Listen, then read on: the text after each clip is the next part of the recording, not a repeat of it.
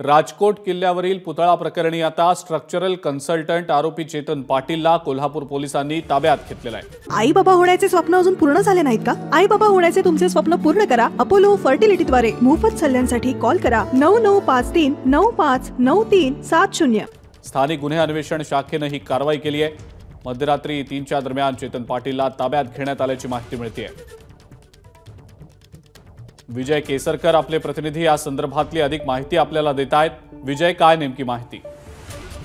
अजिंक्य अगदी बरोबर आहे, कारण सगळ्यात मोठी आहे की राजकोट पुतळा प्रकरणातील जे आरोपी त्यापैकी एक आरोपी कोल्हापूरचा होता चेतन पाटील या कोल्हापूरच्या शाखेने या ठिकाणी ताब्यात घेतलेला आहे। मध्यरात्री 3 वाजता चेतन पाटील याला ताब्यात घेतले, त्यामुळे महाराष्ट्रासमोर जे अनेक प्रश्न निर्माण झाले ते प्रश्न आता या चौकशीतून समोर येण्याची शक्यता आहे ती या ठिकाणी निर्माण होते।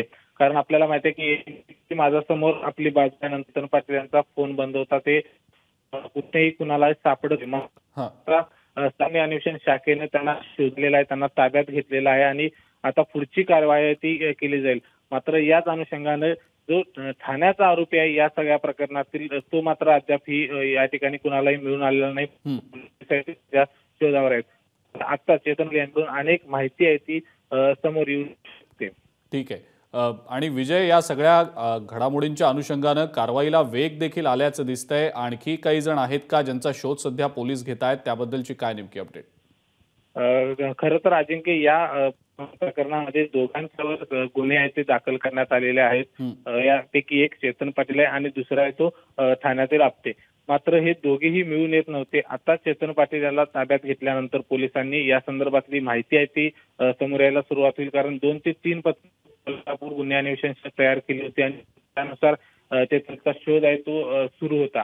आता नेमकं चेतन पाटील सापडल्यानंतर नेमका जो दुसरा आरोपी आहे या प्रकरणात ते कुठे आहे याचा देखील शोध ठाणे पोलीस आहे ते घेणार आहेत। आणि ज्यावेळी आरोपी आहे त्याच्या ते समोर आल्यानंतरच कुणाला कॉन्ट्रॅक्ट दिलं, कुणाच्या सहाय्याने हे कॉन्ट्रॅक्ट दिलं, कशा पद्धतीने याचं काम केलं, ही सगळी माहिती आहे ती महाराष्ट्राच्या समोर येणार आहे। ठीक आहे विजय, आणि चेतन पाटील याला कोल्हापूर पोलीसच त्याची चौकशी करतील का सिंधुदुर्गात त्याला आणलं जाईल? सिंधुदुर्ग पोलिसांकडून देखील त्याची चौकशी होईल? काय नेमक्या पुढच्या घडामोडी घडतील?